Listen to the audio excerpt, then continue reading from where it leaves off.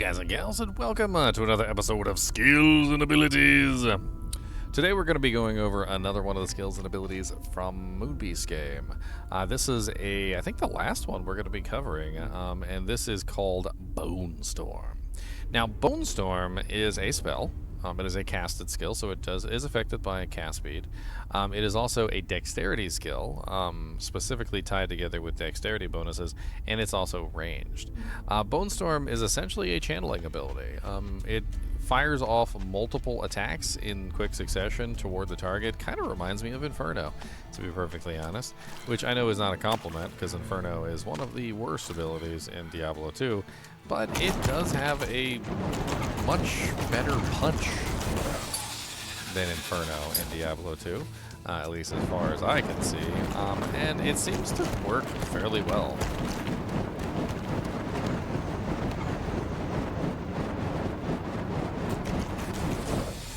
It also has some additional ways that it can be set up besides, obviously, the basic.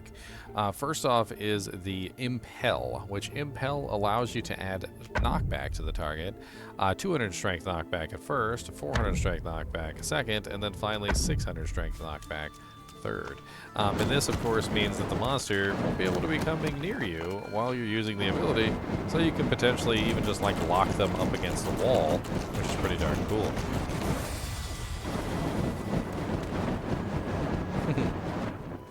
I think the 600 knockback might have been a little overkill, but, you know, you never know. Start, like, pushing monsters up against the wall and laughing at them because they can't fight them. Now, the ability is also shadow damage.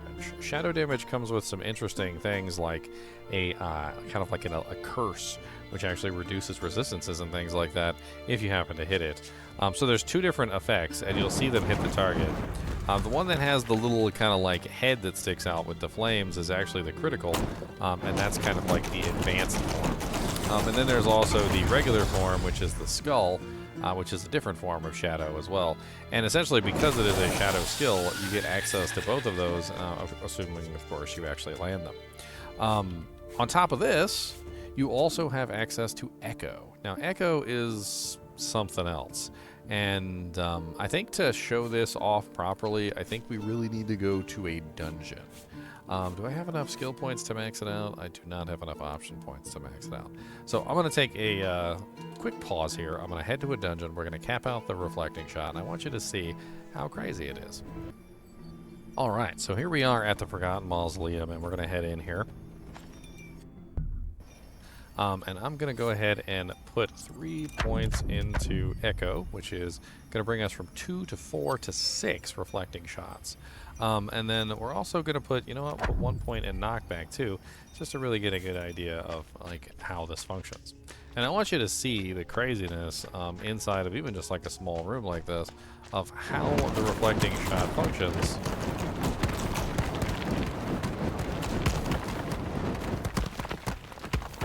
As the shots bounce off of the walls. Pretty darn cool though, right? And as you start seeing like these reflecting shots, and you're in a smaller area like a dungeon, these reflecting shots are going to help you do massive amounts of damage because they're going to keep bouncing off the walls and hitting targets over and over again. Here's a better little tiny room. Let's use this little tiny room as an example. And you can see if I was inside of a tiny room, I could get massive numbers of these shots going off at any given time, which is pretty darn cool. Now, this isn't the end of the way that this particular ability works. There's more. So another option that you could potentially do requires you to have access to an evocation skill. You can see up there where it shows in red, it says requires an evocation skill. And that's because the glyphs, specifically, cannot be spent by Bonestorm. They can only be spent by the evocation skills. How these skills work is once you generate 3 glyphs, you get access to a specific evocation.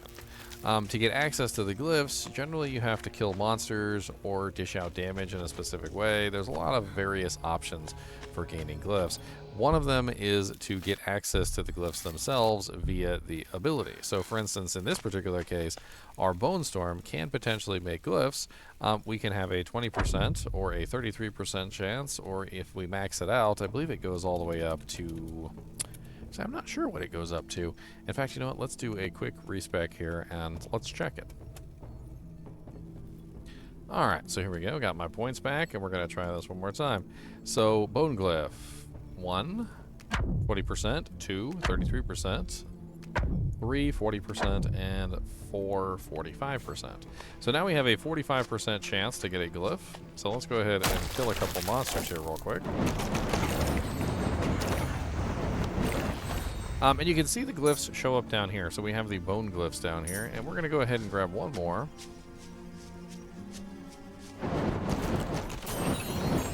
Now we have stun, stun, stun.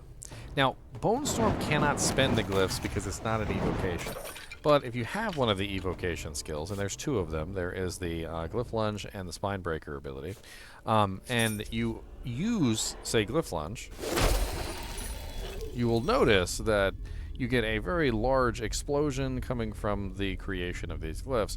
So having access to the glyphs and creating them and then burning those glyphs once they've been created is actually quite powerful. You can also level up things like Reprise, which gives you a chance of not burning those glyphs at all through the Glyph Lunge ability, or you can have many other ways of generating other kinds of glyphs, like blood glyphs. You can also generate shadow glyphs, or you can have abilities like Shadow Walk, which can generate random glyphs on killing cursed monsters. There's tons of ways that you can potentially interact with the evocation skills, and it's definitely one option, but not necessary for the Bonestorm ability itself. You can also get plus to skills for Bonestorm through items like this. Like, for instance, I currently have Shadow Walk, Spine Breaker, and Bloodlash, and as of current, it does seem like that the maximum skill level for these abilities seems to be 7. But of course, nothing is set in stone in a pre-alpha, and yeah. I think this is a very interesting ability. I do like the fact that they added a knockback to it. The reflecting shots definitely add some very interesting utility to it, where you're inside of a dungeon and you get tons of shots reflecting all over the place, helping you deal with AoE targets. And of course, you can also just simply use it to build bone glyphs specifically for use with your evocation skill as a secondary ability. All in all, a very neat attack, and I have played with it specifically, and I didn't really have much problems with it. I think that's pretty much it. As always, I do appreciate you guys and gals joining me, even when we're just talking about skills and abilities. And as always, keep watching.